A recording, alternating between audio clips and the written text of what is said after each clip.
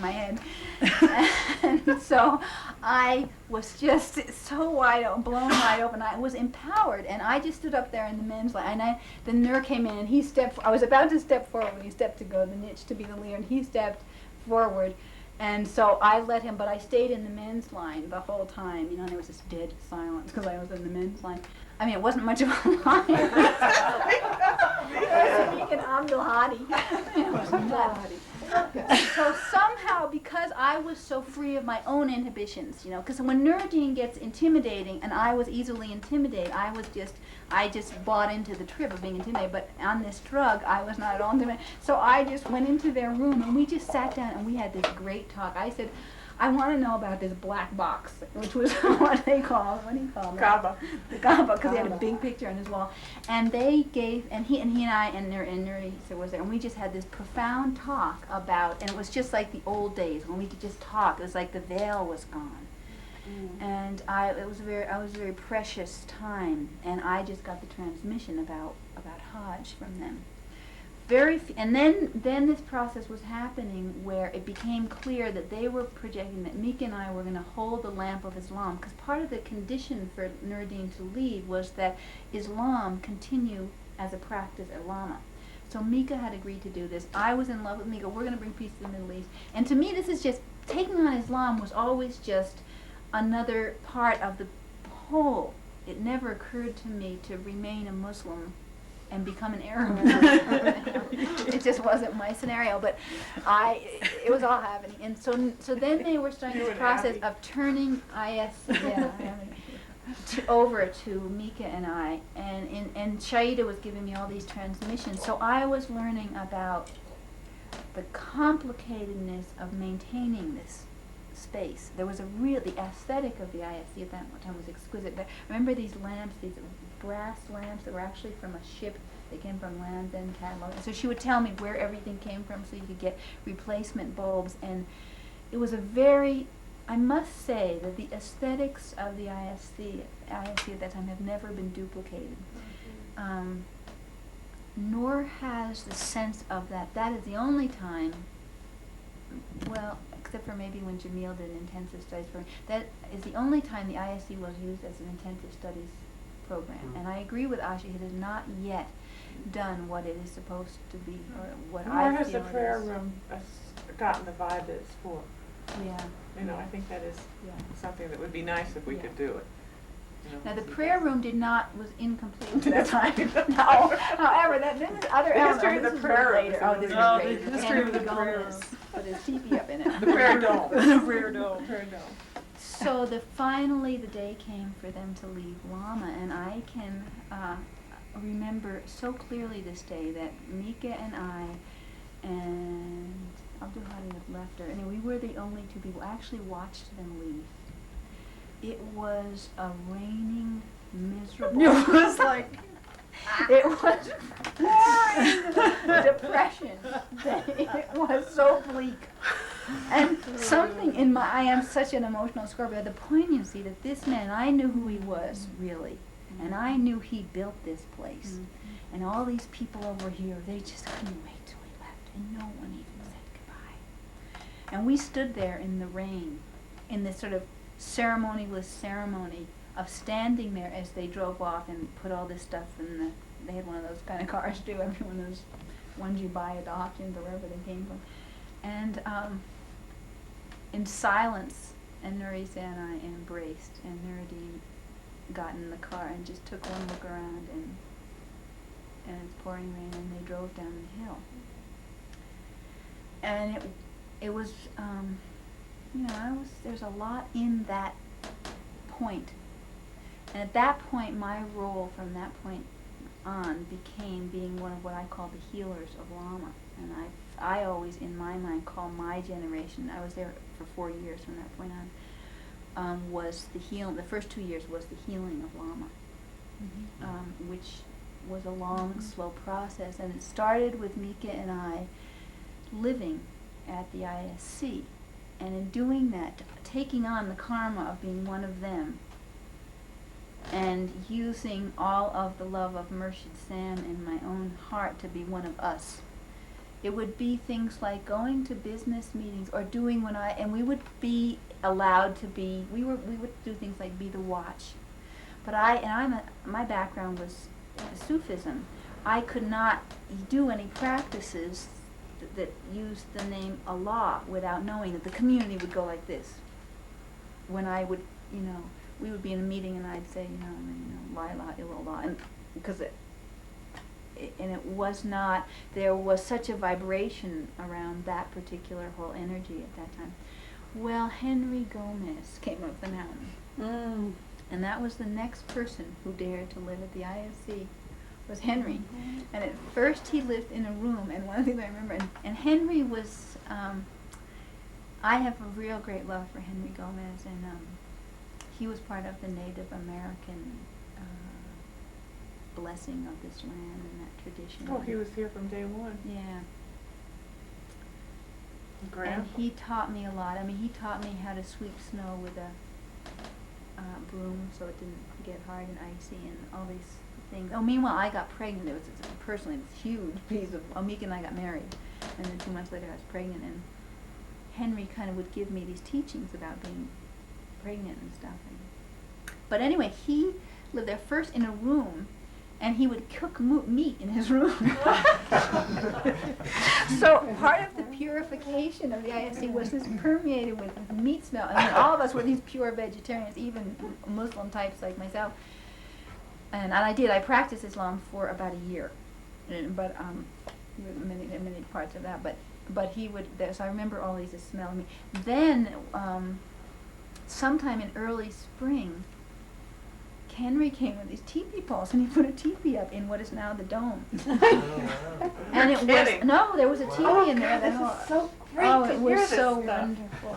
And we did these things. At that point, Mika was still also into Native American church and was one of us eclectics, which was changing over time, and he became someone who chose Islam as a one-way path. But I didn't know that. I was marrying an eclectic, and I ended up with a Muslim. But that's the way you grow and stuff. And Islam is about submission and Surrender. Right. I Surrender. don't have a charge around the word submission. I think people should learn about submission. But if people have a charge around the word, I'll say surrender. It's putting your head to the ground and not even just when you want to, when it's the time to do it. And that for the Western ego, for the Western ego, the whole thing of surrender to God and effacement is real hard. I mean, the whole West Coast New Age self-realization and enhanced consciousness and stuff.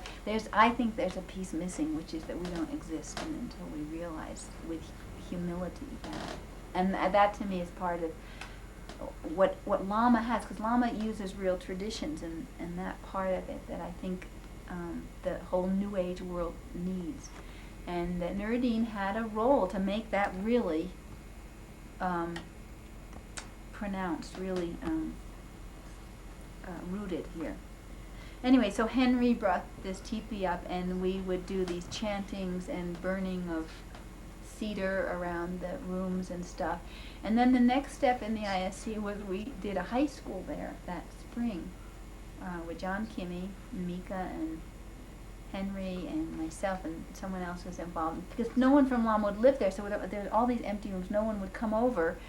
And Mika was always his own kind of maverick and would do his own thing. So everyone, Lama was doing something, and he decided there were these distraught kids, one of whom was John Kimmy's son, who didn't fit into the high school scene in town.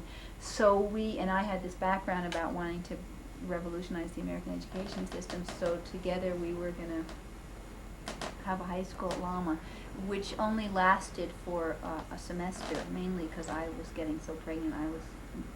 By the next year, I wanted to be full-time devoted to this whole new experience in my life, so my energy wasn't in. Anyway, that happened at the ISC. But the other things that happened, Jamil and Ariel, and Mika and I became very close friends, and Jamil and Ariel were a lot of the healing in that there was the polarization to extreme rigidity, which is what was represented by Nuruddin, was extreme relaxedness. And it was this era of anything goes, because that's what people needed. If you had meetings and said, what is your practice? are you doing it, 5 hours a day? It wasn't going to work. So Ariel and Jamil were about, let it happen, let it be fun. Fun was a word that had really gone out of style at Lama. So fun things, and then Bonnie and Ron came, and Bonnie was a mastership of fun. We had skits. I mean, it was just a whole nother era of and it was more human. It wasn't as profound and dramatic. We didn't have that level of personality. Show off.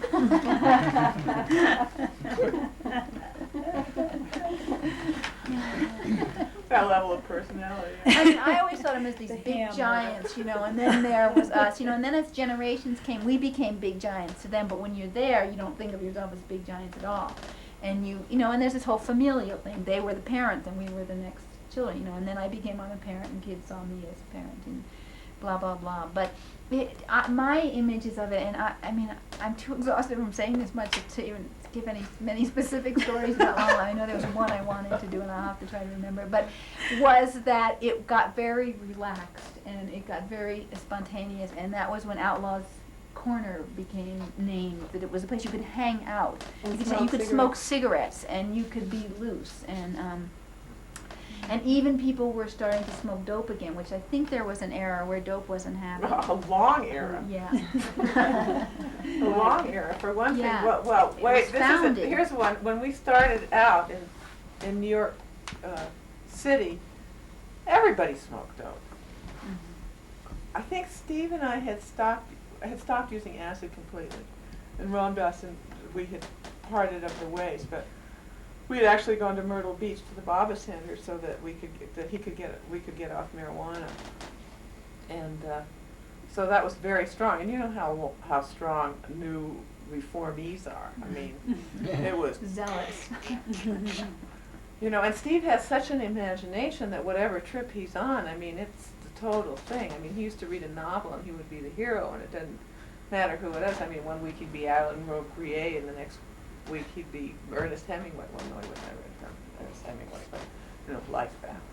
So we had written Baba, and he had said, no, you can't write to me and ask all these questions. And so we went up to see Herman Rednick, who Stuart Brand had brought us to meet. He lived in Pilar Hill, had brought us to meet years before. And Herman said, well, I will help you, but I will only help you if, number one, you give up being you give up being a utopian community and you focus on being a spiritual community. And at that moment, we had to really define the difference, right? Utopian being probably more like it is now, in the sense that everybody is getting along very happily ever after, and that it's kind of a nice mix. I mean, it's closer to it now than it was then anyway. Mm-hmm. And he said a spiritual community where the focus is really spiritual. And in addition to that, he said, no drugs and no alcohol. So we went and wrote the 100 so people from New York who were going to throw themselves and their money and everything into it, right? And our number shrunk from 100 to 3 in one fell swoop. There was Steve and Jonathan and me. I mean, I wouldn't be a founder of Lama now if Herman hadn't said no drugs, because there were lots of people with lots of strong personalities and strong ideas, and I would have been, Mrs. Durkee. I mean, the only reason I'm here is just because I was one of these 3, right? And 2 of them don't want to have anything to do with Lama. So at least ipso facto in this position. But there were no drugs in it.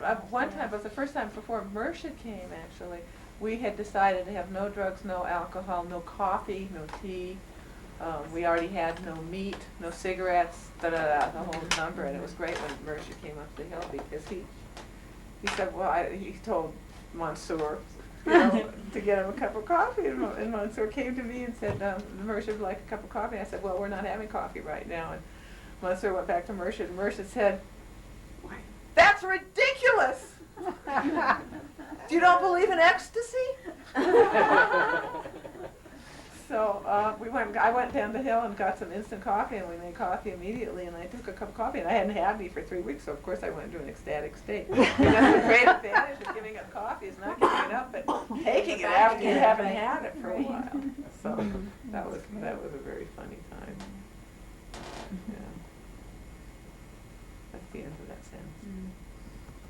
Yeah, there's this, when you do the extremes, there's these in-breaths and out-breaths that you watch, as it is in our own personal sadhana when you do those. There's another issue here about the teachers who've come here, is that sometimes teachers have wanted to come and stay here. And if they were really strong, nobody ever wanted them to stay here because of this kind of underlying awakening of consciousness and no further. That's really the mode here. I mean, if somebody becomes a Buddhist and knows that they're a Buddhist, then they go to a Buddhist monastery. And seems like part of the assignment here is for the people who've been here for a while to become sophisticated about who fits in what kind of slots, and offer those practices. But I've always thought of the watch as a person, it doesn't matter who's carrying the hat, but there are people it would be nice if always here there was somebody who could carry this watch hat, who would be able to meet somebody who had no path and had no direction, and would be able to, through a few sentences, to find out whether meditation or ecstasy or having a mate and being in love and surrendering to another human being, or whatever direction would at least get them kind of off a wavering path and into the kind of slot that most people have to be into at least for a little while, and there are those who believe have to get deeper and deeper and deeper into stay in. Obviously none of us are those. Or we wouldn't even be sitting here wasting our time with each other. You don't do it the way I do. Yeah. What about some of the teachers that have come here? Well, the first one was Murshid, and he was perfect. He was just perfect. Francis, Shaid, and Nora and I went down to pick him up at the airport. These guys had come here. There was a mixed couple who'd come here, and they and Eric and Steve and I and the kids had been here for that winter, and it was a pretty bleak and empty winter. It was number one, it was a little lonely, and we also felt embarrassed because there weren't more people. But Steve had been in a bad mood the winter before. The summer before, so everybody had split. And so, or maybe he wanted to be private, I don't know. But at any rate, these people had stayed through the winter, and they had been in Flowerland in Golden Gate Park, where Mercer was doing his thing, and we were ready to have a teacher, right? There was enough here. There was the new room, and there was the dome, and we had gotten the dome up. Was the dome? I don't know if it was skinned or not. It was great here before the dome had a skin on it. You could stand on that wall, and we had a rope that came down from it, which had held it was a construction thing, but the kids or anybody else could get on the end of this rope and swing from the top of the dome across. I always thought what we should have from down there was a golden rope, right, that you could get onto still, and just have a place and people could swing or having any pendulum. Anyway, so they told us to write. So Steve wrote to Sam Lewis, and Sam Lewis sent Mansour. And when Mansour appeared, there were 3 ex-Marines, and Steve and me and all of my children. And Mansour, Mansour was kind of an ex-Marine type. And very German. He never would be in the Marines, but he certainly could have been a Green Beret Marine, if there were such a thing. So Mansour comes, and he came in, he sort of strutted in here, had us come in here, and we went in the dome, and he had us, and this is like her when she first went to Ramdas's place. He had us, we had done Om, I think, maybe, and I think we'd done a little chanting, but I can't remember what it was, but he had us all hold hands, and he said, okay, now go, El Allahu. We go, El Allahu. And then he'd say, now go who? Who? And then he had us all go, Allah, Allah, Allah, Allah. And pretty soon we're all standing here going, El Allahu, El Allahu. And then somebody's in the middle going, whoo, and turning around. It's a tiny little circle, where the person going around with their arms out is almost ramming their elbow in your nose. So anyway, we did that for about, 15 or 20 minutes every morning when Mansour was here, I guess. And we liked it. It was fun. And you felt good afterwards, right? So we decided to keep doing it even after Monsieur left, which was really astounding because somebody here must have remembered how to do it. I don't think it was me. But anyway, so we did keep doing that, and I guess we had a couple of other ones. And then Monsieur went back and reported to Murshid, and I guess Murshid thought we were okay. You know, that Monsieur's report was positive, and so he appeared at a time when I guess there were about 20 or 25 people. These were all the people who we had to have a maximum work day, right? I mean, you weren't allowed to work more than 8 hours a day because everybody would have worked 12 otherwise. I mean, we were all. I mean, the activity, you know, keeps the mind at rest. And also, the place wasn't comfortable enough yet, so we picked him up at the airport, and I opened the door, and this guy looks at me, and well, first of all, Nora parked the car. I got out of the car. I went through one door in the Albuquerque airport, and there were about 10 glass doors. I mean, it wasn't like it is now, but it wasn't tiny or anything like that. So there were many doors to choose between. So I just went to the one that was close to the car. I opened the door, and this little guy, about this high, walks up to me. I still don't know how he knew or I knew. I mean, but I didn't question it at the time. I thought, oh, how nice, he's right here, right? Just I opened the door. He's looking up at me because I think he's about here, and his hair was, I remember that my first impression was his pixie little face. He was kind of like E.T. or Yoda. Especially Yoda, because I'm so big, especially. And so he's looking up with these bright eyes and this really greasy, stringy hair, which I didn't like very much. And he says, I know all the secrets of the cosmos. I've seen the spirals going out from everywhere. And he started talking like this, and he did not stop talking all the way to Lama. We stopped for enchiladas at one place, and he kept on talking, and kept on talking, and he kept on talking, and he kept on talking as we went into the restaurant, and as we came out of the restaurant, and as we ordered the food, and he just kept on doing this, and I don't know what he was saying, but he was unfolding the secrets of eternity, I'm sure, because then we got up to Lama, and there was a meeting in the room, and he just walked right into the meeting, and he started talking like this, and everybody was lying on the floor laughing and guffawing immediately. Well, I have 2 more Murshid stories I have to tell. This was the time of mini skirts. I didn't have any mini skirts, but I had to take Murshid. I was assigned, because I was the most important person here, I guess, so that I was supposed to take him on a tour. And so I didn't know what to wear, so somebody gave me a mini skirt. I didn't like mini skirts. I never looked good in them anyway. I never even had one. But anyway, I came out in a skirt, and the Sara, who was, I think, the responsible party for all these flowing Sufi women, said, no, you have to wear a longer skirt. I don't remember what I put on. So we go to this place called Morning Star. Now, Morning Star was the other end of it. Lama was this uptight spiritual place, which Steve Gaskin called the last bastion of spiritual bourgeoisie. The spiritual bourgeoisie. Morning Star was the place where people who had just lost it. Dropped out. Figured the best place to be where there were no turned on grown-ups. and burned out. I mean, period, no grown-ups. I never hung out there, but I just had heard about it enough to know that it had that feeling, and I'd taken enough acid to know this feeling.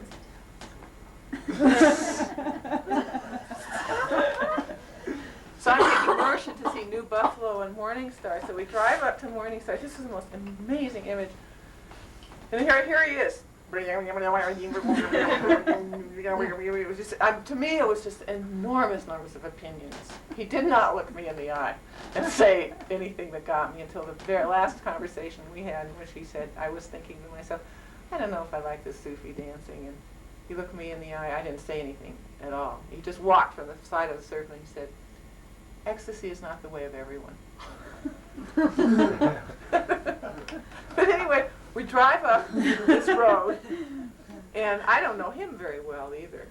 I'm just trying to do, but you know how you're nervous with people you don't really know, and there's a kind of a sweaty quality about your inside being, because you don't know how to do it right, and you really want to do it right. I certainly wanted to do it right with him, and I wanted to have what I wanted to do was have an open-hearted relationship, but he was popping off all the time, and I couldn't. There was no way to be equal. Right? And I didn't know how to submit or surrender at that point. So we're driving up to this place, and there's a big fireplace. It's rocks around it. And then there's this is outside, right? And then there's a big velvet sofa kind of worn. And then there's some chickens on the side here. And then there's a drying rack for peas on the other side. And sitting in this large divan, utterly nude, two very fat, pregnant women. And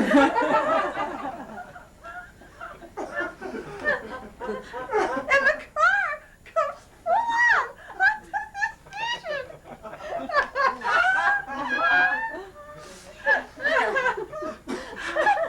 I don't know what to do, but I figure he's as nonplussed as I am. But no. I kind of looked at him and I got out and I didn't know any of these people. I was from uptight Lama and I know that's what they saw. So I thought, well, there's no good in saying, we're from Lama. So I said,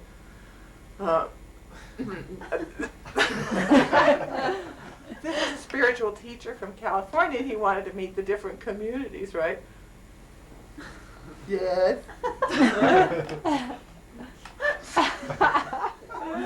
So I don't know what he said. I mean, I can't remember what he said. The feeling was in one of those kind of stopped time inappropriatenesses that was so gargantuan that I can't remember any of it except as very slowly from what are they called in the theater? The side. The wings. Slowly from the wings appeared these two slow-moving hippie men, right? Who just kind of stood there like these illiterate farmers. I mean, it wasn't like people that I had grown up with and that I knew, right? I mean, it was more like. So anyway, he carried the whole scene. After I had introduced him, he did whatever he did, but there was an utter absence of life. Mm-hmm. I mean, it was so Tomasic.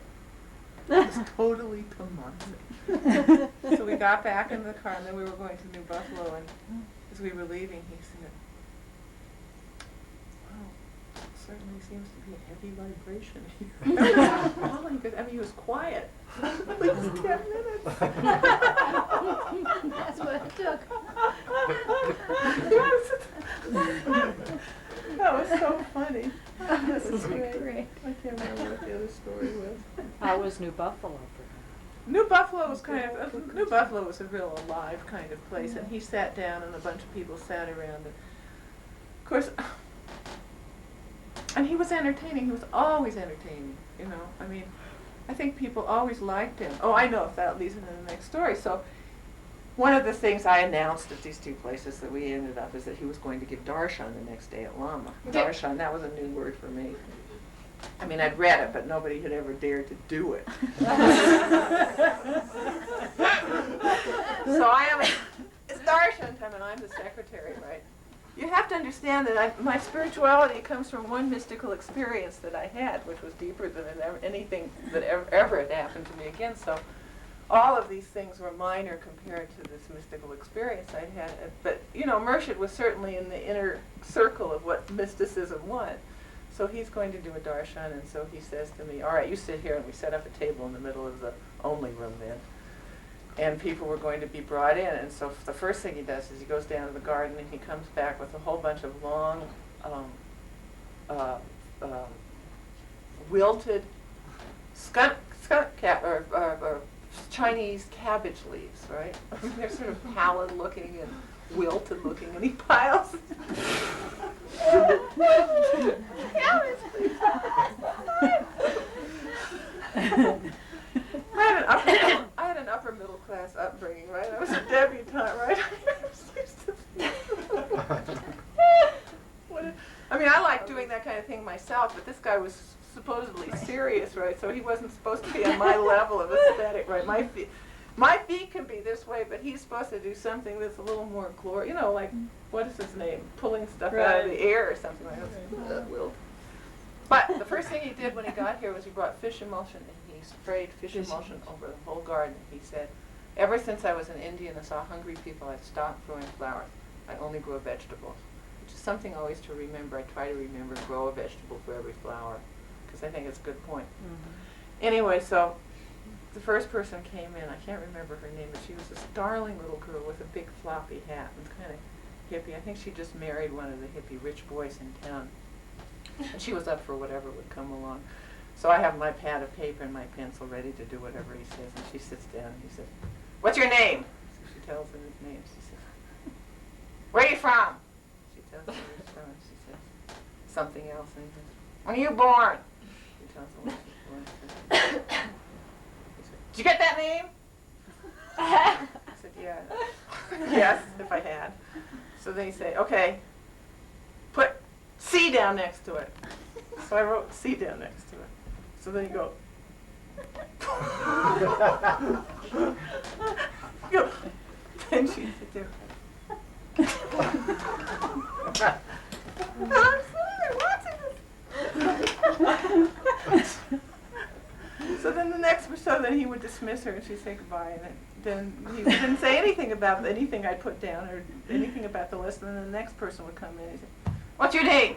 And he didn't really change his scene at all, except that the people that was either B, C, or R. You know, and after he'd say that, then he'd say, or oh, I'm trying to, or, stop it, Sarah. I'm trying to figure out how he did it. Gotta really do it. No, I can't, I don't know. It's not the time. But anyway, it turned out that C was Christ. And he was giving the Christ darshan. B was Buddha. He was giving the Buddha darshan. And R was Ram, and he was giving the Ram darshan to all of those people. See, when I try to do it to the camera, then I have to get a little more serious because I realize what he was doing. But from over there where I was, it's just new and intriguing. And then he would, oh yeah, and as soon as he'd give the darshan, he'd pick up one of these pieces of limp Chinese sap and just hand it to this person who had just gotten the look. None of those people ever came back, so I have a feeling that none of them got the look like you did. Right? I mean, it's wonderful He having... was set up to have a very limited number of disciples by totally alienating and obnoxifying all the rest. Anyway, so he was the first teacher, whoever asked that question. I think it was you who asked about teachers. And then he was followed by several Tibetan lamas and and Roshis. Oh God, the first session was fantastic. I mean, there were those of us who had sat for half an hour at the longest ever. Right? Suddenly this Zen Roshi comes. Some Zen people had come from Tassajara and had helped build we had no money one year. So all these Zenis and the people at Lama built the berm that went from the kitchen all the way out. See that big berm, you know what that's for? It's like to insulate the water pipe that goes down to the wash house. But it was there, and it was a path, and so we put all those rocks on it that one year. But then that led into Zen Buddhism, and then it led into this Roshi. And so there were all these seats in the dome, and this was the most serious thing that we had ever done. You know, I mean, Who was the Roshi? it was Sensaki Roshi. It was Sensaki, the laughing Roshi from Los Angeles. Oh, he was the one who was close with Moshe Sen. No, No. that was That was Nagi-san Suzaki. Or how do you say? Nozaki. Nagi no Suzaki. It seems to me I did another session here, though, in which it wasn't Rinzai and it wasn't Soho, and it wasn't nearly as fun. Koans made it much better, but I mean, this whole thing of sitting there when you've only sat for half an hour, it was torture for me and for everybody, because there was no such thing as sitting stools or anything like that. I mean, we had made no compromises with our untrained leg. So basically we all sat there in total torment the whole time, but sat through it, and it was really beautiful. I mean, it was a really beautiful. When you talked about the holiness of when you came up that night and it felt so silent and holy, the first Zen session that we did was the first time that we had an experience that was anything close to how it can feel. And I guess that's probably where it was planted in my mind, the place that, the center of the prayer room, right? I mean, that kind of beacon light that I always imagined from the center of the earth up into the sky, you know, moving into the intensive study center and being, so you could walk into the beacon of light. So that when you walked in, it wasn't pure like the prayer room is, it would be pure. You'd have to be so pure that you'd have to be pure enough to stand in this pure light. Which then I went to Jerusalem and I found out that the Cohens who were the priests of Judaism pre-70 AD when the temple was rent, that there was a place on the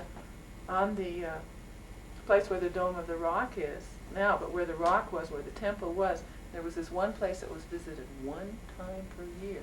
It was visited by the priest who was chosen among the Cohens, Cohen, who had to be so pure that they built a bridge across the valley that goes across to the Mount of Olives so that he wouldn't see any dead people or anything that was defiled on the day that this was to happen. And I think he was blindfolded, wasn't he? And he came across and he was put in that room, and that was the only time per year the name of God was uttered. And he went in with a rope around his foot, because if he said the name of God and he was not totally pure, he would die on the spot, and they had to pull him out. And to this day, Jews do not go up onto the Temple Mount, Orthodox Jews, because they don't know where that spot is. Nobody knows anymore where it is, because the Orthodox trip has been reborn. It was dead for a long enough time so that everybody lost exactly where that spot was, and so they're endangered of defiling this holy place. And not only that, if you step on it by mistake and you're not pure. I spent That's it, 2 you're or out. 3 hours walking, just back and forth like this, just finding. And there was a place where I just felt this incredible, I was just curious as to whether I figured if I die, it wouldn't be a bad way. Right. I knew I was defiled. But I think that's a pretty interesting story. Anyway, so when I found that out, I was extremely excited because I realized that what that image of mine might come from with the inner, with the prayer room might very well have to do with that kind of stuff, just in our genetic historical history. And there's stuff like that in the teepee too, dropping the feathers. I mean, there's certain things that happen in the teepee that you have to do so much cleaning up about that seem like superstition, but once somebody buys into it, it's real. I mean, there's no question about it once you give it a reality. What other teachers have been really important? Yeah, for you? Haridas was Haridas. here. Baba. Were you here when Haridas? Why don't you talk about Haridas? Oh, he's just a sweetheart. He's a sweetheart. He didn't talk, he had a chalkboard. He had his little chalkboard. He would just sit there with his jetta, right? All the way down to the ground, and just very loving, and the twinkle in his eye was just so strong. Remember, he had us drinking gallons of salt water. We drink gallons of salt water, and then we do all the Stuff down yoga your nose. swallows, Clean it up. cloths. He could swallow. He's a real yogi. Yeah, really yogi. And he broke, Yoga. I remember Nuruddin broke his toe playing really rough kickball with him. Right, he had And these so- great breathing Yeah. pranayama games. Serious stuff. Right? Yeah. Anyway, he got to this country, interesting. He knocked on the door of Ma Rainu one day. Just out of the blue, this guy just appeared at her house, and she zapped her, right? She became his disciple in first person. So she came here with him. Yes, this is one I wanted to tell about Haridas Baba. Haridas Baba was a trained yogi, and he was a master of a certain ritual, which was a puja that was to dedicate holy places. And so I think the second time he came here, he offered to dedicate the prayer room in which we'd been sitting, in which we had our normal sort of uptight stuff. Well, there had to be a meeting to see if Haridas could dedicate the puja room. And everything is consensus, and there were these two really sincere and wonderful people, but Americans who really believed in the vision of Lama, and they felt that his dedication, a puja, a Hindi puja in that prayer room, would be too strong and would make the vibration too. I mean, I have to respect what they did, because these were also the people, when everybody else was gone, got up every single morning at 5:30 in the morning and lit a fire in the prayer room and did a half an hour for something like a month in the cold of winter when they were the only two people here, and kept the candle going in there. So anything that they, but anyways, they didn't get consensus, and that was a heavy one, because Haridas Baba is not pushy at all, but it was a heavy thing in terms of the community, and to have the strength to say no to that at that point. And there was and I had to tell him. So I didn't like that very much either, but I told him, and he was just, you know, it was okay. But I didn't like having somebody who was really highly trained not getting to do his thing. But he came back 2 years later and did it. Right? So that's another thing about the whole consensual process, is that it can always, you know, stuff can always change. So if you don't have any fixed ideas. Is it true Haridas said those bells can kill you? About the Lama bells? Well, I wouldn't be surprised, but he didn't say it. He would have written it on his Right. chalkboard. Yeah, he lived in a I mean, being silent, I'm sure that his life was pretty silent. And the bells weren't like they are now. I personally feel that the tone of the bells now is very lacking. Don't you think it's lacking? I mean, compared to the bells that we've had, when you would hear a bell, it would wake you up whether you could hear it or not, because it would vibrate through your body, and it would vibrate through your body like prawn. Do you know? I mean, oxyacetylene tanks are better than these bells, and that bronze bell is very expensive, I realize, but it's not got a great tone. And that I think that would do well for somebody who is into tones, who lives here, to really research and try to find a good one. A couple of those came from, what's his name, Los Alamos sculptor, that great, his friend of mine, I can't remember his name. He's a great sculptor. He does Christs out of Los Alamos and John. I want to put him on this tape because he's an important sculptor and he's been doing this really great thing for so many years.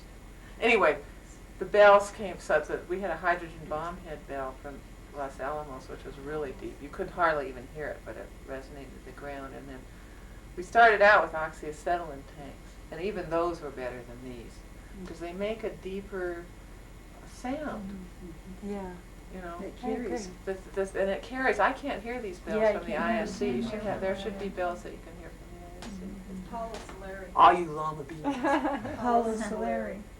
What? No, that's, That's he not- has a he's foundry Arizona. down in Arizona, that's not. But his This- bells, this- his the bells aren't Dome those kind of bells. That might be a Paula Solari bell there. But the Paula Solari bells have a nice sound, and they're made out of brass, but they're not made. I mean, the best thing would be to get a $5,000 big gong, right? Like Yeah. good churches have. But in the absence of that, there's a lot better than what we've got. And those 3 bells are a nice.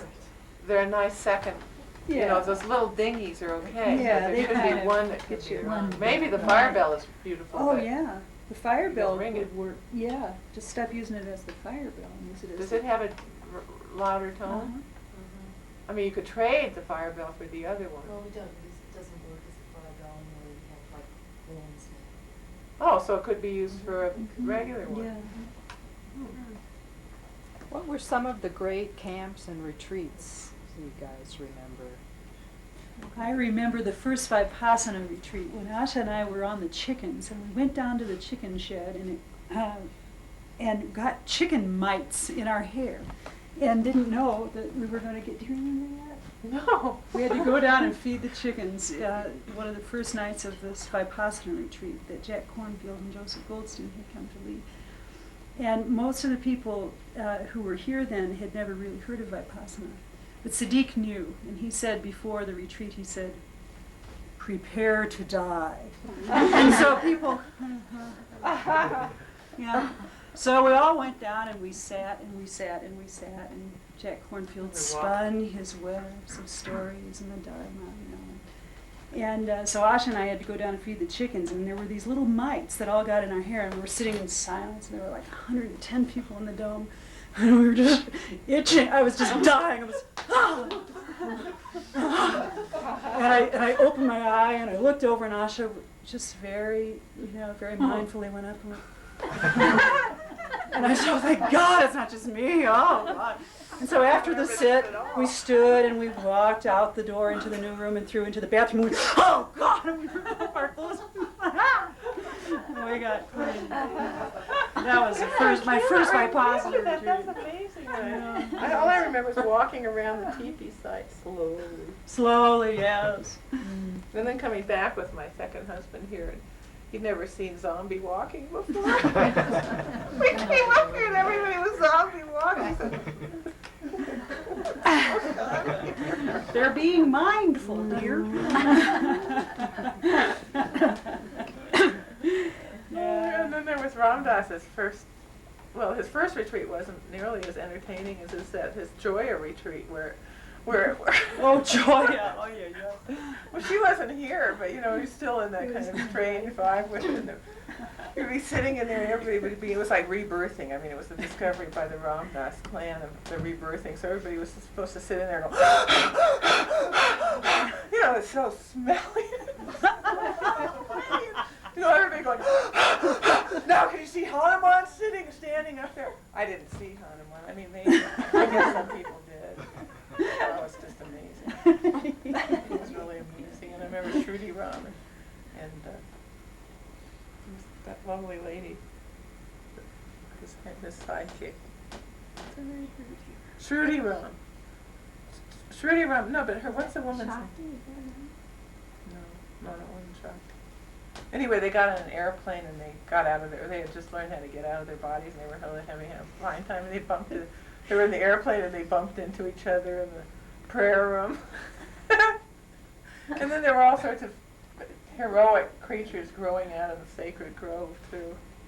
That was very entertaining retreat. I mean, it was very filled with energy. Joya's energy, I guess, mostly. Which is still happening. I went to a Durga Puja at Joya's last year. Wow. Yeah. Yeah, some musician is, that was sitting. Yeah, Arlo Guthrie. Yeah. Arlo Wow. Guthrie was standing outside. I Arlo? like to. That's how she said, Arlo? I like the camp when a rainbow came, when you said think Oh, of retreats, yes. and they, all these pictures would go by. And I remember thinking of all of the things that ever happened at Lama. There was something about that moved me more profoundly than, this was a children's retreat, and it was basically run by Wavy Gravy, who I consider one of the real holy beings. Great saint. And Surya Incredible. Singer, an And Surya. ex-being. We haven't mentioned Surya and Yeah, and Sara. Sarada. They were in the early days. And is I it mean- true that he socked her in the eye in the middle of that by Zen retreat? Oh, That he that's sat for right. hours and then got up and ran up to the kitchen and punched Sarda in the eye and then came back and resumed sitting? I remember Is that true? I don't know. It's a story. If it isn't, I have one Apocryphal, comparable to that did happen that was like that, which was that this was at a Ram Dass retreat, and I used to be a big Sufi dance leader, and I had led for this 200 people or whatever it was, and I had just did this dance about peace, and I had done one of my profound raps about inner peace and outer peace and world peace and all this stuff, and I had done this salam dance, and it was all about peace. As I was finishing, meanwhile, the then young teenage group, where there were sort of little adolescent kids, who included Daniel Weinman, my son's half-brother, and kids and they were all sort of like 12-year-old bullies, you know. And my son was about 4 at the time, and they were all, you know, because everyone was in the room, and so they were over in the side, and this drama had been happening in my personal life, which was that Emmanuel's half-brother had been tormenting him, the way older brothers do. And at that moment, the big boys were over in the corner. So as the dance stopped, and there was this quiet, and then there was this rustle of the kid noise. And I got annoyed. And I was simply going to go, I thought I was going to just go over and say, you either have to be quiet in here or be someplace else.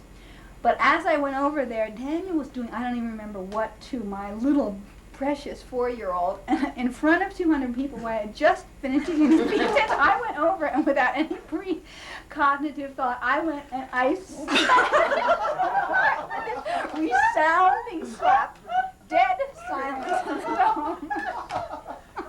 The stepmother too, right? I mean, she was playing out the stepmother. Evil stepmother.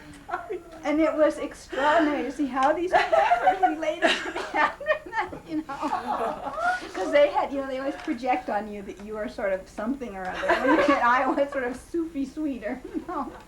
And then there was a whole, you know, category of them who never talked to me again, you know. They had said, asked me about practices or would I give them a wazifa or something. Now they didn't talk to me the whole rest of the camp, you know. There were a few who came up to me and said, I'm really glad you did that, you know. But I was in shock. I kind of staggered out and sat in the front in front of the dome because I didn't know where that came from. And now, as a It was quite therapist, I sensible. know. It was quite sensible, but It's the best thing to do. So back to Camp So, Winter Rainbow, which Camp was a Winter Rainbow. wonderful Oh, yeah, camp. that I- was Why didn't wonderful. Lama ever ask Camp Winter We Rainbow? had it back? We again. had it 2 years. We had it in '82 again, And after then- I had left. And then they said that you didn't want him back again. And they found another place. I thought, that was one of my greater disappointments Yeah. about Lama. Is I thought Winter Rainbow were is one gone, of the we don't best know. things that Yes. happens in the Yeah. entire Right. world. Yes. And Absolutely. but Lama didn't want it. Seemed Too to many me. kids running roughshod There on the was land. always that dialogue between the kid yes and the kid no part of the community. Yeah, it's been a And real in the theme. era after, we all left the same year, and after we left were there any well, Mary was here with her kids, was she? Mary was here with her kids, and she was come- lonesome. But there weren't, it bet. was not a kid supportive community. And, No. And Mary Ann was the coordinator. Yes. And Mary Ann was never Awesome. a kid person. She's a Yeah. profoundly Yeah. quiet being, and Yeah. kids are profoundly unquiet. And I suspect, but I'm not positive, it may have been during that Yeah, period. that's a good explanation. I mean, I don't want to put it on. Be nice to and get it it was- back again, though. I would Oh, love to That see would really, it would It put Lama on was the map so in the right incredible. direction. Yes, it was. Yes. And one of the more Crew that enlightened they- oh, I'm gonna Yes. suggest that at the Yeah. trustees meeting. Good. tomorrow, Yes. that we That put- crew, Let's they post- were so we could make a selfless in song their work. for the meeting tomorrow, right? Yeah. Well, Marilyn's gonna try, Mariam is trying to get the meeting over by noon. So we Right. should make a song about Camp Rainbow, Camp Rainbow. Baby, What should we go, do? baby, When and come back, rainbow. and come back. Need- The trustees need want you, the trustees want you. What was that Wavy Gravy used to say? You too could be sucked up into the tornado of talent. They had this show. Oh, well, Ram Dass at the talk he just, I don't know if he gives this as every talk, but he said one of the most profound things I can leave you, this was this talk in Santa Fe to thousands of people at the Sweeney Center 2 weeks ago, he said, is words from one of my dearest friends and profoundest, deepest, holy friends, Wavy Gravy. And he said, just remember, if you don't have a sense of humor, it just isn't funny.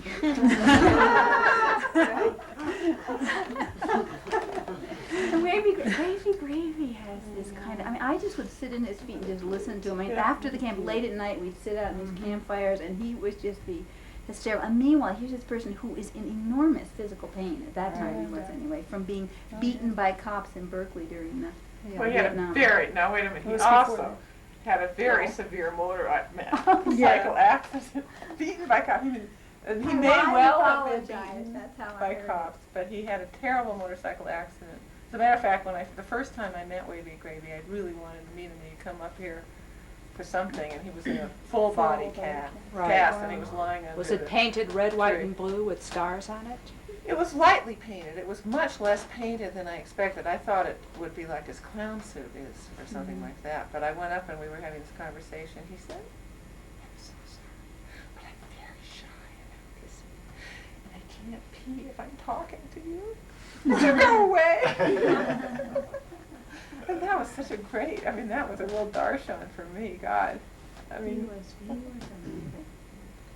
Seems like humor has been so important at Lama. I'm thinking of our Well, that era with was Gurney definitely into oh humor. Gurney, Gurney. oh I Gurney. wish I The knew. era of and the Gurney. skits we used to do, and Camp Winter I'll Rainbow bring just my fit book of right pictures. into that somehow. Yeah. But the it was humor. for kids. The other thing, it was a camp about giving. It was like this whole thing in action. It was all for the kids. Every other camp was a teacher, and everybody came to get high for themselves. It wasn't. I don't mean to oversimplify or devalue what that was at all. I don't mean that. But there was something about that everyone on that staff, no one was famous or special. And everyone was profoundly able, giving beyond the level of energy that seemed humanly Right. possible. Very That camp. And they serving swept everyone staff. into that. Sure, I can do more for these kids. Sure, I can do more. Sure, I'll run down and get a trampoline and bring it up in my station wagon. All that kind of thing was going on. And I was very moved by that. And the transformation you'd Oh. see in the kids over 5, 6, 7 days. Some of them would come kind of uptight little brats. Yeah. At the Yeah, extreme. brats. By the end, they were just grooving and part of it Yeah. and helping and unself-conscious. And I saw it several times because it was at another place where I worked, Sunrise Springs, a few years later. I saw it again and again. Yeah. I just think, they're onto something there. Yeah. Our Absolutely. children. Yeah, and everybody got high from being part of it. I mean, it just was a real upper, and there wasn't drama stuff around that experience, yeah. I mean, that's a whole question about Lama's social responsibility that I carry, in terms of this extraordinary teaching that's here, this extraordinary way of life, and this very narrow band of the age group. world that gets of age group, And of color ethnic group. group, color group, Yes. socioeconomic And even group. class-wise, it's Uh-huh. primarily upper middle class and middle class has been the Yeah. prevailing class Right. distinction here. And for one of the thought that I have on children being here, I have a few thoughts about that, but mainly that when I look at how tremendously I have been transformed in the 5 years, 6 years that I was here, and then I think of a young person who might be spending that many number of years during their formative years.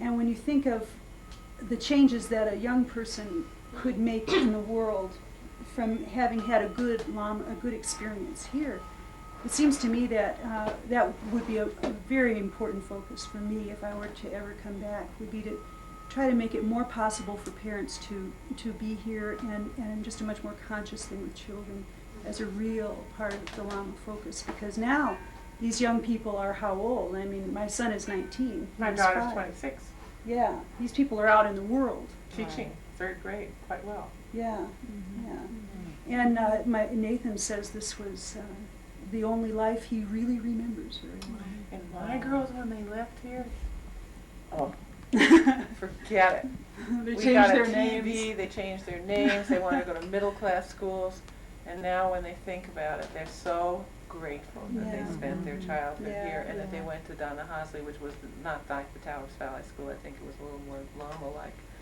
But they hated it so much until now they remember it and they realize that the formations had happened. And in terms of dealing with the kids consciously or not, I'm not sure it matters. I'm not sure it matters. They were like weeds. I think it matters, how much that they all attended to, that people know where they are all the time. And I think that Margaret and Kaylin were a bit in a sort of a gray zone because they were old enough when their parents' marriage broke up. And I took on all 7, but I couldn't take them on all the time. And I think Sadiq and Shaida always thought the other one knew where they were. Right, that's Yeah. part So of there the was a Lama cost. thing with parents. There was a cost there, I think, but other than that, I don't know whether the stuff here, I remember Surya saying, our children are growing like weeds, and they're all like, well, they are, it's true, but, so what? But You know, isn't I that mean- possibly one of the better ways, that we keep them from being harmed? Well, it's just the variety too. If you just look at the whole potpourri of human beings, it's nice to have a few weeds around. They're good in the winter There's if they dry something, out. I look at Emmanuel and he was here for 3 full years of his life, and then his dad stayed here, so he was here half-time for another couple of years. And consistently, wherever he goes in school, his teachers and the parents, and they all say, he's such a gentle, kind. They have all these words for him, and I can't figure it, except I believe a lot of it had to do with just vibrationally in that especially that early childhood place or whatever. They got that place established Sure. that is soft and You didn't bet. close. It didn't have to close up. So I think there's something here. The interesting thing is, can you take, because this is my field of interest, can you take hardcore kids who have closed up and can they open here? And is that something to even consider? Boy, it sure is a as, good thing to consider. It's I been would thought think of in terms of the use for the ISC. It's been thought of a lot, but I think that basically there are places that are healing for healers, and I basically think Lama functions probably more as that. And God only knows. We all know, as God, that healers are among the most burned out, damaged people, and unless you keep feeding the people who are feeding it, Yeah, that's right. and so I feel like that's another thing to focus on, is that Lama could put a focus on, things that would be healing for healers on a more general level, not necessarily healers who have some, who want to go to a Hindu teacher, or a Jewish teacher, or a Zen teacher, or something like that, but stuff that focuses that way. I know we're going to ask permission to do a healing camp next year. And a healing order is going to ask to do one for that very reason. I was going to wait till Sadiq mentioned it. Too We're late. on film now.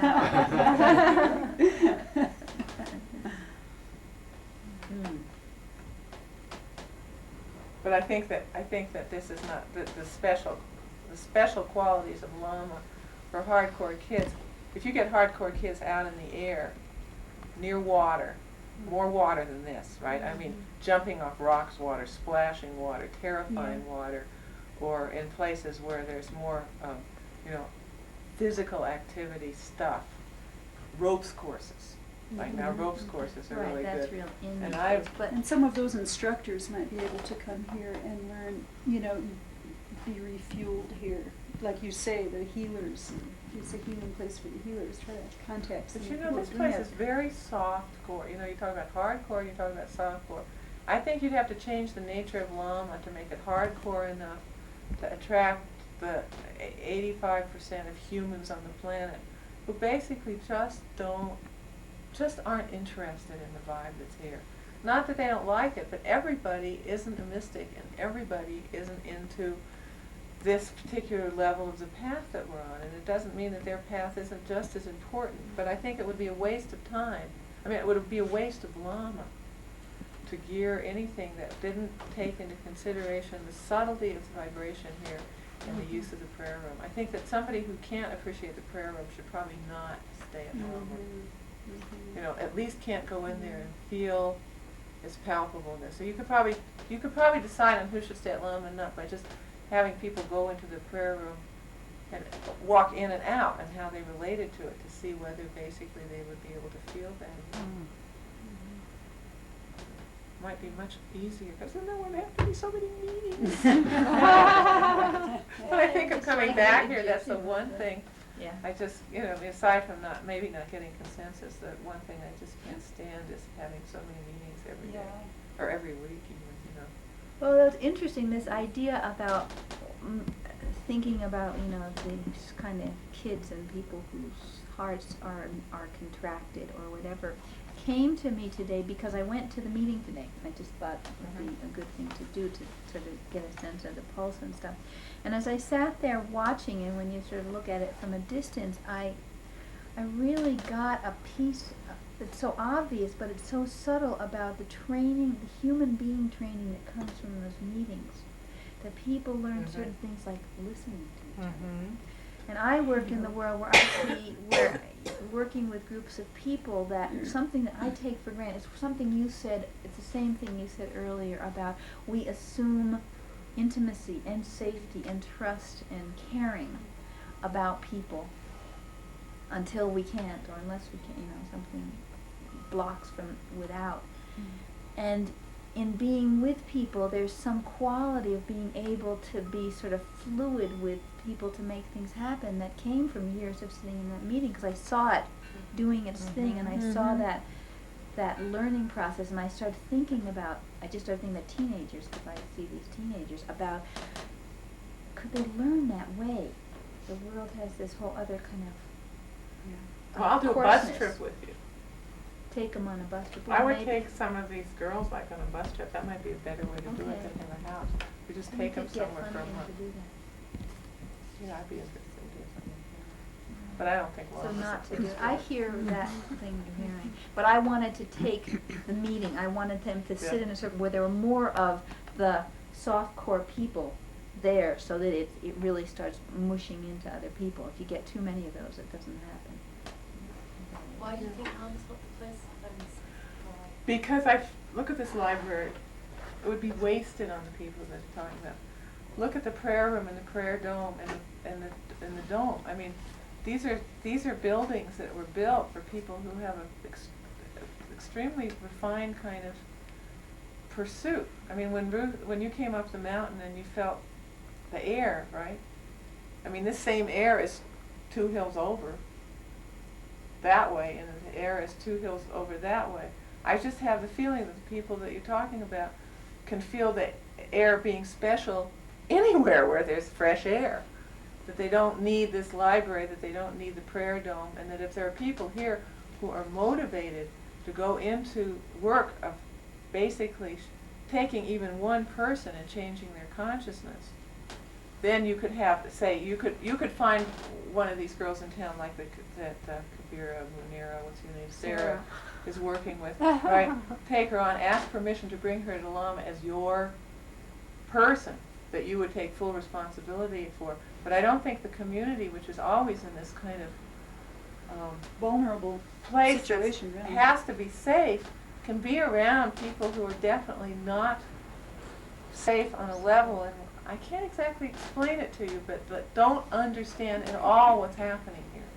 I don't know if you've ever had, I mean, I think maybe the sifting position has changed here, but it used to be that there were people who walked up this hill who just didn't belong here and thought they did, right? And it was hard to get them out. And they didn't belong here because, not like the normal person who comes up. You have 24 people and you have a 25th person come in. That 24 people are finally in tune, there's finally taken that deep sigh. Whew, finally it's all okay, everybody kind of knows who everybody is and you can trust it, what you can expect. One person comes up the hill. Perfectly innocuous kind of person. Nice. Godly. Meditates. Works hard. Pretty soon everything's shifting around, right? Everything is shifting. And that's just normal people. So all I'm saying is taking on any kind of concentration which takes on difficult, out front difficulties would seem like a form of suicide. You'd want to do it really consciously, and you'd want to really look at your limitations just in the physical Right. plane. But I do think, when I said to her, I'll take a bus trip with you, that it was much better would to have 3 or 4 adults who were into doing something like that. Lama people who are used to this process. I mean, that could be another thing Lama could do. And I do think that Lama's take it on the road vitality has to spread out more so that the vitality of this place, so that everybody who comes here wants to stay. So there's a real competition for the 30 or 45 places for staff here. I mean, and what happens there is an idea and a vitality of purpose, which can be anything. I mean, it can be fun, but a vitality of purpose besides going in and disappearing into the nothingness. I mean, when you get too far, and we've been having these intensive winters, and but I mean, the vitality of nothingness, we are humans, is to feed into the vitality of beingness and the miracle of it, and to feed into it. And some of these are so great. I'm making these great looking earrings, and I'm going to buy some.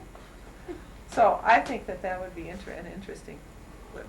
Lama has never gotten large enough to expand in that way to use its people. And the Lama beings, we don't even know who on the mailing list is Lama beings now, these 8,000 people.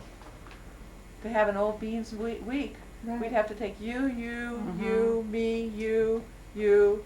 We could go through this list of 8,000 that's right. and check them off, but it might not be a bad idea to find out who we are, because there is a history in it. And there are a lot of, I'd say there's 60% people who don't want to have anything to do with it particularly, but there's another 40% who aren't tapped in, who probably have a kind of ear out. Whatever happened, what's going on at home. Yeah. We should watch this part of the tape, because I just got carried away. Let's find out how awful I sound when I'm carried away. You all sound wonderful. Mhm. I'm just wondering if I should do any sort of, try to impose any sort of closing Karima statements. hasn't been in. Yeah. Karima, take the hot seat. Sit. Talk about Lama. Sure, an old bean, an empty bean. I'm just enchanted by what all of you guys have been saying. It's such a patchwork. It's such a many-colored quilt, and it always seems like there's room for another piece, another color, and the weaving, the quilt, whatever this great thing of Lama is, just keeps growing. It never fails at all. When were you here? I came in the end of the summer of '75 with my boyfriend Peter, and we had been here Well, I'll just describe the first time I walked up here, which was the previous year, '74. It was around Thanksgiving time, and there was snow. It was November. And we had heard about Lama. We were traveling. We were the wandering young American folk heroes, wandering, really looking for spiritual community. Although we might not have described it that way at that time. And we had heard about Lama from the book Be Here Now, and I remember seeing the picture of the dome in the book and going, something clicked that I knew that place. I know the click. Yeah. I know that feeling. So we came up here, and it was very vivid, my memory of it. It was getting towards the end of the day, it was kind of getting dark, and that feeling that some of you described earlier in conversation about that quiet, monastic, one candle burning and all this vastness around it, that was what was very palpable, very tangible. And we came up and we didn't know where we were, and I think we walked into the washroom. And either Fusako was already in there or she came in. She was the watch. And she greeted us very, very friendly and kind of explained what was going on. But we weren't invited to stay, really, by her. I can't remember what she said. All I remember was that she was friendly. And then we came up to the kitchen, and there were all these people in robes with hoods on them. It was cold. It was winter space here. And Call them jalabas. jalabas, right? They were all wearing their jalabas. And I thought, whoa, this is really spiritual. This is really monastic. And everybody seemed very fierce, just very fierce, with the exception of Fusako. And we were not invited to stay. I think we spent the night, maybe we did spend a couple of nights, but we were explained too that this was not a visitor's time, this was winter space, and it really wasn't cool to come and hang out. But it wasn't quite as severe as your first. Years later. There was no room in the inn. I think we stayed a night or two and helped stuff some envelopes or something like that, whatever was going on. But I came to recognize this, and then a year later, my friend Peter and I were back again because it was the first summer that Lama had opened itself to having a summer program. And we came back and attended the Samuel Avital Kabbalah camp, Maimon Kabbalah. But anyway, that first experience here just permeated my bones. I knew that I would be back. There was no question. I knew that I would be back. Wasn't the right time then, and that was okay. That was cool. We were on a journey. This was a stopping point. But it was a very, even though there was a fierce attitude of the people who were here, no, you can't stay here. I just knew that a seed was germinating inside myself, and it only took one more year, or less than a year, 2/3 of a year, to come back in summer, in full radiance of summer. And I remember when we came up to attend this camp, it was the last few days of August, and everything was glowing, and it's purple and gold, pollen-y atmosphere that it gets in northern New Mexico in the summer in the mountains. And I was just filled with joy to come here and knew that I had taken this on, that I had signed up for this camp. I was coming up to be here. We would stay in a tent. We had practically nothing. And that was the beginning of myself at Lama. And then after the camp, I remember that it was work meeting time. It was September, fall, work meeting time. And that's the time to decide who who stays on and who doesn't. And in those few weeks, we'd all gotten to know each other pretty well. I felt like I had established a few real strong friendships. And even before the work meeting happened, I believe it was Sakina that came up to me and said, well, are you and Peter thinking of staying? And I said, well, yeah, it would be nice. I'd kind of like to. And she looked at me and said, I really think you ought to stay. I'd really like it if you guys stay. And to me, that was acceptance from somebody who was one of the kind of demigods of the core group of people who were here at that time. And it was wonderful to feel accepted by this work meeting, going through the ringer. And I remember what I said at this meeting was that I just want to work. I just want to stay here and work for this place, for what I feel about this place and what it has given me. And I know there's a lot of work to do here, and I want to be here. And that went on for 3 years for myself, which was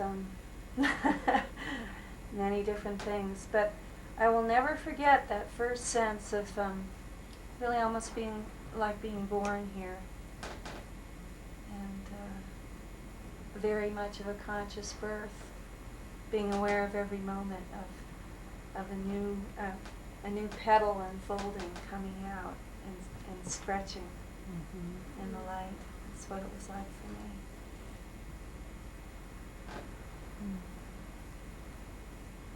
And always a teaching again and again of these people coming up the mountain, going through my same experience, but their own experience, and knowing that I,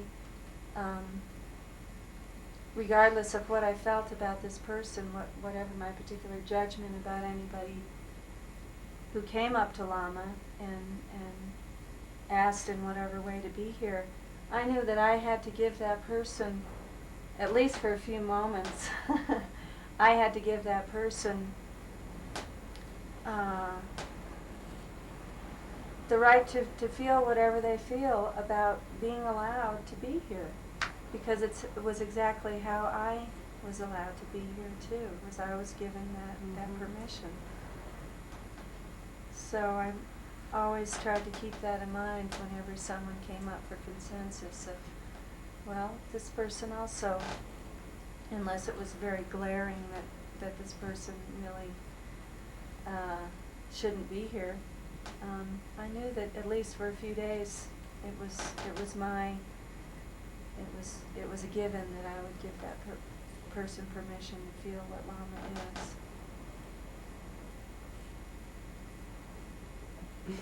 You gave me permission. I You did? were the watch when I came to visit. I was. I What came did I to say to you? visit Steve. What's his name? Steve. I don't remember. With the son Josh. Yeah. Mhm. Stephen McElroy. You were McElmurray. McElmurray. That's right. You were the I remember. watch, and Do you want to talk? Oh. Can you be in this? Would you Yes, sit there you here, go. please? Yes. Please. Wait, adjust the camera to this Good for chair. you. And then we'll switch. Marigold of the herb jars. Well, I'd like it if people would kind of elicit stories or memories or anything. Well, I'd like to know what did you feel? Did you feel like you got an impression from Lama when you came and I was the watch, just as I got from Fusako? You know, I first came here, I lived in Dixon, which is a little Hispanic town not far from here, south of Taos. And I was so surrounded there by people who had been here or they built these beautiful adobe houses there and had Haridas books all around, and Lama was kind of seeping into my consciousness. And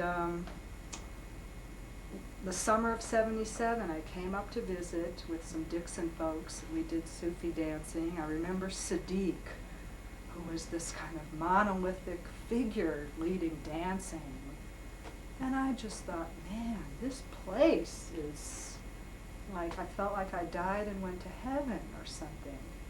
And then I went back to Dixon, which is not particularly spiritual, and you know, it is what it is. And it kind of worked on me for a while. Then the next winter I came up, Steve McElmurray had invited me for a few days. My house had just been broken into for the second time in Dixon. And I just thought, I can't bear this life. I mean, I needed something more illuminating in my life. And I remembered Lama. I came for 3 days, stayed in the tower with Steve, and knew I wanted to come back. I came back for, I came just for a Sunday and in the winter, and then came for 3 days to visit Steve, and then I knew I'm back here. How soon can I get back? What's the procedure? Who do I talk to? What do I sign? You know, I talked to Jamil, who was the coordinator. I said, I want to be here. He said, well, why don't you come for the spring work camp? That's when people come who want to be here. So I thought, okay, I'll do it. And I just arranged my life to be here. You know, I kind of tied up my life in Dixon and found people to live in my house, and packed my stuff for at least a week, which turned out to be 3.5 years. And I knew somehow. I'm not answering your question, but it spawned my memories. I was one of those people who, like, you know, me and Lama, kind of magnetism for me. And I remember it snowed the last week in April, first week in May, the work camp. Do you remember that? You guys must all remember. 2 feet of snow on the land. The work camp had just started. I had come with all these spring clothes and sandals and moccasins, and I had to raid the gypsy to, you know, I got all these boots and sweaters and coats, and it was kind of like trial by ice. You've heard of trial by fire, you know, it was like I was living in a tent, and I just fell in love with Lama. What I think I loved most was I kind of came here feeling like I was, you know, I've used this phrase before, kind of like hot shit in a way, or like I was somebody special, or like I was onto something, or I don't know. Within a week or two here, you know, it just started to like Peel away. Yeah, and it was so liberating. It was one of the greatest highs. It's like that's what we all really yearn for. You know, kind of the ego death, but the enlivening of the heart, the opening of the heart.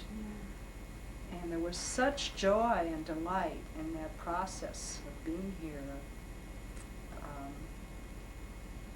I For that remember reason. that too. Just having no clothes and the work camp, and it's getting colder, and when I just go up to the gypsy and there's a sweater and a shirt and a pair of pants, just something, anything, it fit, it was okay. Your needs were, you know, Yeah. on all levels were kind Yeah. of taken care of here. Right. And all those worldly values start to fall away. I mean, you stopped thinking about mirrors, and it got to the point where I stopped thinking of brushing my hair. I mean, that whole thing that we would carry that had to do with you, how you looked, stopped being an issue over time here. I mean, I remember realizing I had no mirrors in my house and hadn't really noticed. Right, vanity kind of melted away. And the whole thing, the ego death thing, so, you know, what Asha was saying about when the community melts into one, because we can't hide. whatever persona and stuff, because sooner or later, our whole self, we've seen each other in the best and the worst, and part of the magic of Lama is that totally, the whole span, you know, seeing people in the lightness of their soul being, and seeing us in the depth of our, you know, suffering imposed by our minds, ominous and stuff. I remember that winter that Jamil's whole philosophy in life was fall apart and do it publicly, and he would walk up to people and he'd say, break down, have you broken down yet? Break down now, you know what I mean? Right. Everyone would have You their know, and you pet can't go hide. philosophies Right. that were actually very wise and brilliant. I just Mhm. want to say something about my history that relates to what Asha was saying about Morningstar. When I first moved to New Mexico, I lived at the Hog Farm commune, which is up north of But that had wavy. Wavy. Well, they were already traveling on buses. The hog farm was after Woodstock, and the hog farm got too notorious from Woodstock, so that all these hippies were coming from all over the world in this little piece of land in Llano, New Mexico. So they thought, well, let's let them be here, and we'll take off and take the show on the road. So I had arrived kind of after the glory year of the hog farm, but they did come back to visit on a bus called the Asp, Wavy and all those guys. But the hog farm was so dense in a way. Yeah. What you were saying about Morningstar really reminded me of it. And Lama, you know, I kind of had my doubts about communes after the hog farm. I left it after a few months and was very glad it opened my eye. I was this Chicago urban aspiring hippie when I met the hog farm in Chicago. Had taken acid and had this vision of standing in a circle in the Southwest, you know, with brothers and sisters standing on the land with pine trees around us, and chanting and singing and wearing long skirts, and, you know, just the total hippie vision. And the hog farm, you know, it met certain qualifications, but it really fell short. But Lama was it was like the missing pieces fell together here. You know, the heart and the spirit. Yeah. And it was a different era too. You know, feminism had kind of trickled down. You know, at 1970 at the hog farm, the women cooked the food and washed the dishes. The men mended the fences and tended, you know, rode the horse and, you know, and I think we were ready. It was like just, you know, the stirrings of something else. So Lama for me kind of was the completion of that community I had yearned for and didn't quite attain at the hog farm. I have to say another. This is I'm about. back. I'll just stand here. This is about Eric von Dorp, who was here in the early days. He was one of these Marines who danced with us, and he opened a bee farm up the road, and now he's gone, and he went to see Mother Teresa and decided to become a doctor, and at a rather advanced age is finishing his medical studies in Hawaii now. But Eric and we've just gotten into a lot of consensus, and that division of work had been happening pretty consistently, particularly because there were a lot of mothers, but Frances and I both had young babies, and our system was you had cloth diapers. You rinsed out the diapers, and then you left them, and we got so that we just put all the dirty diapers in a bucket by the washroom with the top on it, right? And then just before it was time to go to the laundry, we would rinse them out because there were water shortages, and that seemed the most efficient way. So there would be this bucket of a week's supply of cloth diapers sitting in these really stinking, smelling buckets. And the wheel was well in use then, but Frances and I were the ones who always cleaned the diapers because it was our babies. And I remember one meeting behind the kitchen when we first started eating behind the kitchen, when we were having the work meeting, and we were dividing the work, and I'm pretty sure it was Eric. Maybe it wasn't, but I think it was Eric who suggested that the diaper washing go on the wheel. And I cried. Wow. I That's couldn't revolutionary. believe it. Well, he also cooked. I mean, it was really interesting. He also cooked and cleaned up and did all this. But for a man to offer to, I mean, anybody who's had children and diapers, I mean, Jesus, that smell, you get it in your pores. You see a picture of a pore magnified, right? It's a cave. And that smell comes out of this deep cave. You can't just wash it out. You have to bear with it for the several hours after you've cleaned out all those diapers. And they did it. They put it on the wheel. Wow. That's I impressive. mean, everybody didn't do it. You know, the men always like carrying out the garbage more than they liked all the other jobs. But that I just wanted to mention that that happened quite early in the Lama years. I mean, it happened, I think, well, even just after Aurora or something like that, or even before her. That's neat to hear. And that was probably before you were at the hog farm, too. Well before. So that kind There of was so thinking much that- of that by the time we got here. I just, I take it for granted. I mean, thinking about it is a sort of imposed thinking on what was happening. Well, that so had nothing much. to do with Steve Durkee and me, that change. It had to do with other people coming in. I remember Anita Rodriguez coming up here and talking to me about women's lib, and I said, women's lib? Come on, I'm liberated. Right? Because I didn't feel an issue. Right, and it wasn't a political fight. Yeah. It just wasn't an issue for me. Really Well, I liked cooking for him, and I liked taking care of the babies. I remember that when Sakina and Sadiq had Adrian, their son, I guess he was the only baby here at that time, and the rest of the children were quite a bit older. And I don't know who, maybe you remember, Ruth, but maybe it was Sakina herself that put Adrian on the wheel. There was an Adrian wheel. There was an Adrian wheel of caretakers to, hypothetically at least, relieve the caretaking burden on the mother, Sakina, so that she could do other things, and whoever wanted to be with Adrian could be with Adrian. I don't think it was very long lasted. Do you remember? At least it was a concept. Yeah. Yeah. Yeah.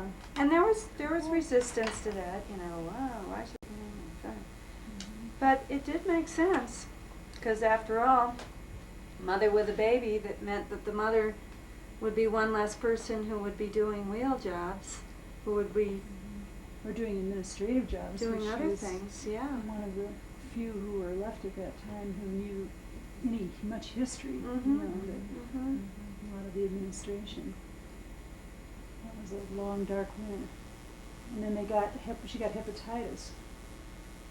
That winter that his first year, he was just like a year old that winter. Mm-hmm.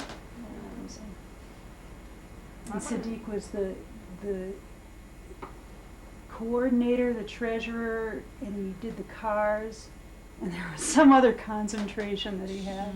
And at that time, we rotated the KM every 2 weeks, and you were just to receive the KM, no matter who you were and what you were doing. It was your practice to just be the KM. And I remember whenever it was his turn to be the KM, he would just, Yeah. oh man, burn people out, boy. It was sometimes really hard.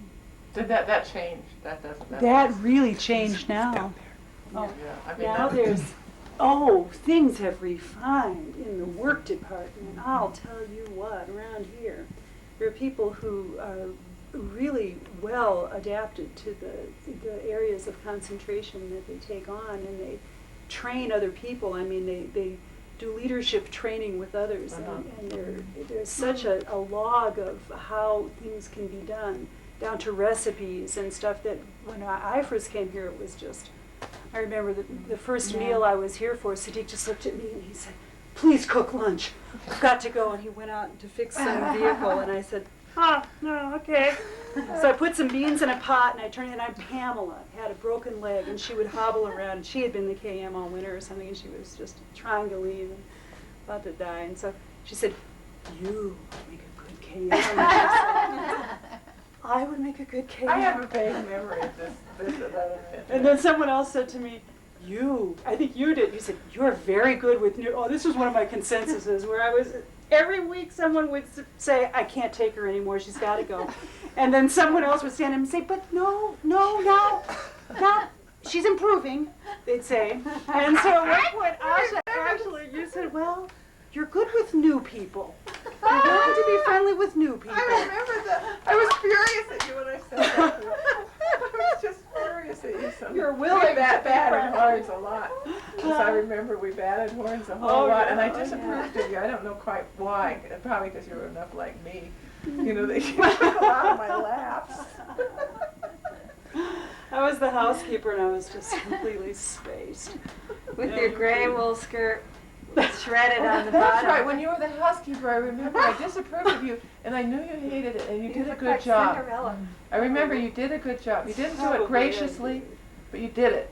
Oh, You know, I mean, you were probably. just talking, and I saw you like just struggling with this thing. I remember, and then that next consensus came up, and I was trying to think of some reason because I had seen some quality of perseverance in you, which I really respected.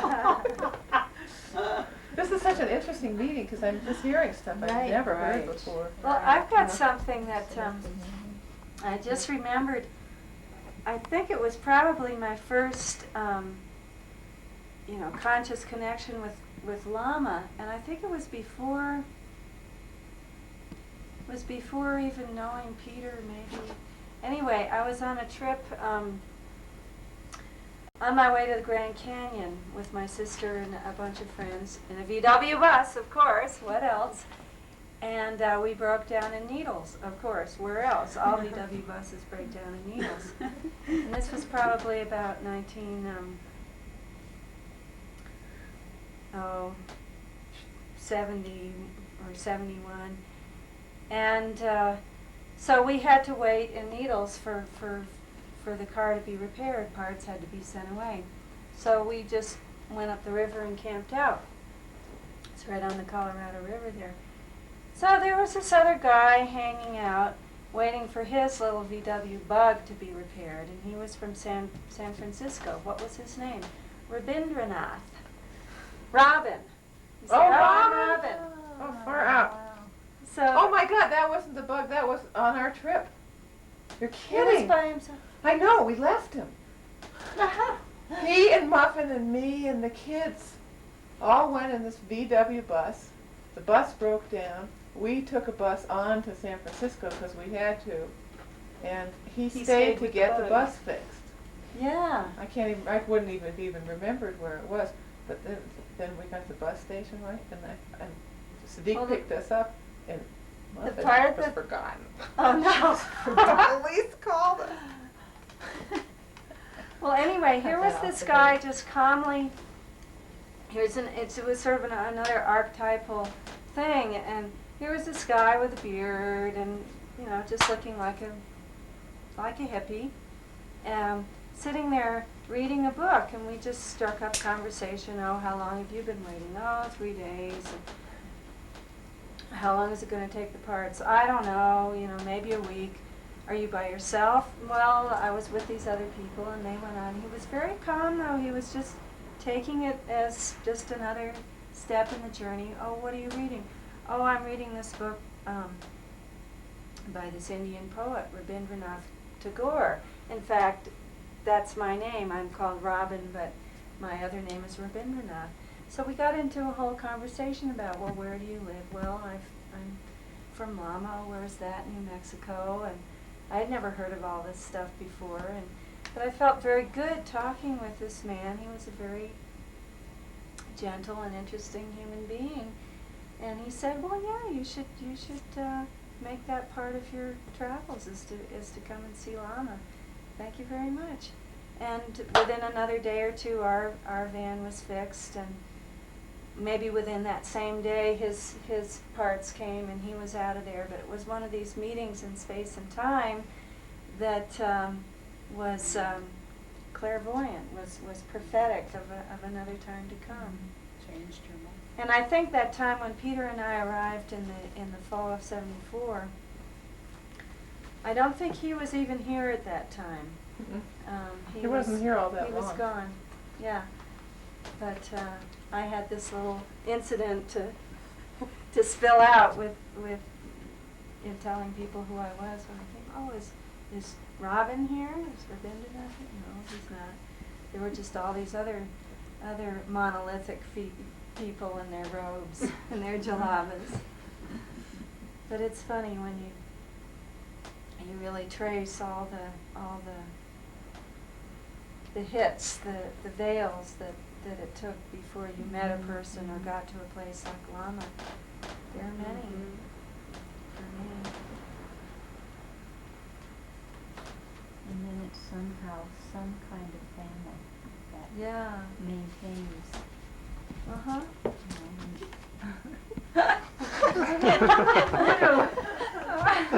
You've been purified. It's the closing ceremony. I'm having experience. I'm having experience. So, I think we're winding. We're winding up down. this table. Now We'll we're go on finished. with another ones later. I just want everyone to remember the bear.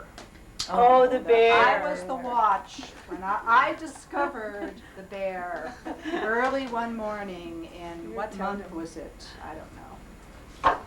Early fall, it was probably September. I rang those bells and down ran a bear from the garbage area, the trash area, to the wash house. And I just feel like I'd like that picture somehow to remain in the annals of Lama history. And then we were visited by that bear Yeah. for several And Ariel mornings nearly thereafter. peed on his foot one night. She went out to pee under Oh the my condo gosh, and I she don't squatted think I and she remember. saw something that she thought was a shadow. And she was peeing and then she heard, and the shadow moved. And she leaped up and it had been the bear. Oh That my was- God. And then he had Anissa had just been born and she was very, very tiny. And Anissa and Nathan and I were all in the AA and he would come by the house and bump into it. And boom! And I would go, So living at That's a Lama bear. is It was- pretty edge city, you know, Yeah. on the earth plane. You know, I really, people who live here know that, you know, you really put up with them. You know, it's wonderful, but you know, it's cold, icy, out to pee in the middle of the night in this frigid Arctic air, unless you have a pea pot. Yeah. Bears, skunks, raccoons, you know, and that's part of the darshan of this mountain. It's so much a part of it, I Right. think. It wouldn't be Lama without that.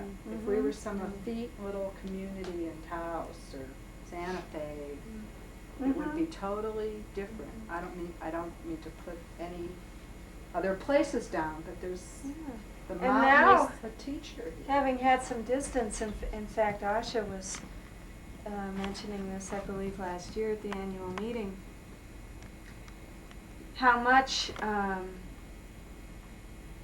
the early years at Lama, she remembers them and it comes back to her about the cows and the chickens and the, you know, wringing out the diapers for all I know. Dragging buckets of water on the icy, slippery path down to the cow that are warm water so you can wash the cow, so you can have the... All those things which seem like such nuisances when you live in them. Then when you have some distance, now it's like, where are those things? Right. What is there too much of now in my life that I could welcome in? One of those smells Right. of animals, those you know, days the on smell ends of your without socks toasting by the fire. Yeah, Begin to right. burn your your good wool Right. socks as they start to smoke. That's an inimitable smell. And the Yeah. vast stars in the sky at night. And the sounds in the spring of the giant snow plopping out of the trees when it Yes, starts to warm up and it yes. goes plop. Right, Right. that's right. And the little new spinach The little leaves. coming up in the garden in March or Right. April, just poof, coming That's out of right. the snow and eating that spinach, that green chlorophyll, that spring tonic, because you've spent a whole winter eating rutabagas. Eating rutabagas. There was one winter that we spent eating rutabagas. It was was the winter that it snowed so deeply that, and for some reason we couldn't get the fellow to come up and grade the road, get rid of the snow because Plow of it. the plow it It's called because of the plowing, because of Mrs. Rouge and what, Yes. it was all very political. And we had to ski down, and the fellows brought the bananas up on their backs of their skis. That was my for first months. winter. Jamil and somebody else We made the carried food. boxes. I was the food buyer. Yes. I felt responsible for having ordered bananas and grapefruit in the middle of winter. I mean, it was a real lesson in indigenous food and what do we Yeah. really Indigenous need. I think we were down to lima beans. at some We were down to point. fava beans. fava beans and rutabagas. And rutabagas. But nonetheless, at least in the 3 years when I was here, which was 75 to 78, I never really felt, I might have felt scarcity, but I never felt, we were never near, there was always plenty to eat. Too You know, much. There was always, There was always too much to eat. right, and I believe that continues on today. It's just, there's always this taken care of here. There's always something comes through, always the money, always the, and in some sense it's like being a child where you always have your parents. You always know your parents are going to take care of you no matter what kind of bad dream you've had, no matter what kind of experience. There's always that taken care of umbrella at Lama, which is blessedness. It's just the blessedness, the protection that's here. It's like walking into the kitchen on a January morning and the wood stove is cranking out and there's pots of tea and coffee and hot cereal and the beans start streaming in. That's it. I mean, what more is there really you can ask for in life? I mean, I'm so grateful I got to experience some of those mornings, you know, after the sit or, you know, and breakfast cook and the beans start, you have to make it warm, Right. you know. You know that you've had a part within all this blessedness. You have been the arms and legs and eyes and hands and senses for this blessedness to come in and realize itself. Take care of other people. You know, you have been the watch. You have been the first person up in the snow. You have gone in there, lit the lantern and built the fire, and other people have come in. And you you- have been that person rhythmically, and then you have been the one enjoying. You have been the one receiving the gifts. And it's so easy to love doing it, even amidst the grumbling, because there's Yeah. such vast gratitude for having it done for you. Yeah. I mean, Yeah. it's so reciprocal. It's Mhm. like, okay, it's my turn to give some of this. You know, it's an easy environment to serve. Right. What can I say? You know, Right. sometimes it's harder to serve, and sometimes it's just, oh, it's my turn to serve. How can I serve today? Yeah. Yeah, that's the big Lama agenda.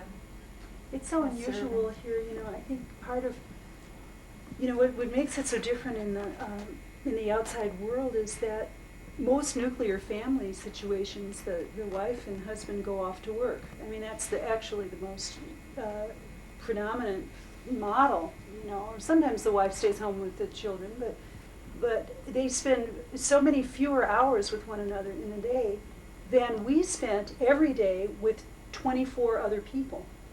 And it was like being married to 24 other people. And Exactly. yeah, and so the intimacy and also the, you know, the fierce quality of that practice of being so interdependent, and then with the consensus process, so that anytime you wanted to move anything, you had to get 24 other people to say yes to your project. And I don't know, I mean, those are some of the things that make it really different from the outside world. so that when you go out there, you know, immediately come into contact with tremendous isolation. Yeah.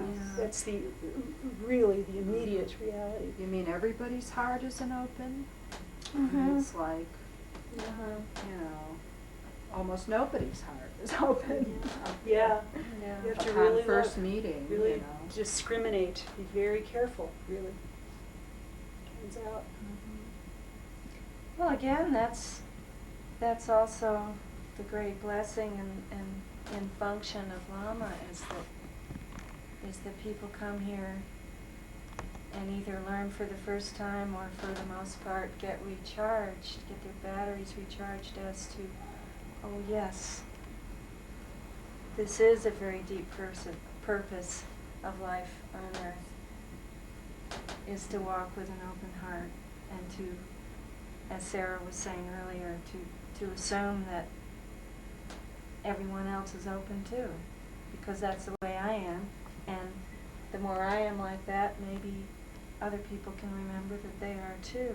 It's the kind of missionary quality, I think, that everybody who's spent at least some time feels, and especially if one has spent a great amount of time, years here, 3, 5, 7 years, it's that much more kind of critical in going out into the world and going, well, all right, the ball's in my court now. It's for me to use what I've been so imbued with. Right, taking it out in into this the wonderful world. environment. Yeah. Well, shall we give our viewers a break? If anyone's actually looked at all 4 hours of this interview Waxing footage. philosophic here. Namaste. Thank you And so much, adios. Marigold and Michael, for Hanging in there this way, and oh yeah, I don't know how you could do bringing it. us It's been trapped in the corner. so- Trapped in the corner, you're gonna crawl back. Right. At least you're in the sun. Well, thank you all. Oh, this thing is off, right? No. It's not. I hope, let me just say, I hope this evolves into really what we've all been giving a lot of lip service to for years, of a living record of Yeah. Lama in writing, in film. These wonderful stories, may they wave, long may they continue. Right on. Yapata. And adios. Happy trails to us till we meet again. I can't believe we hung in there. Gee, just think, I was on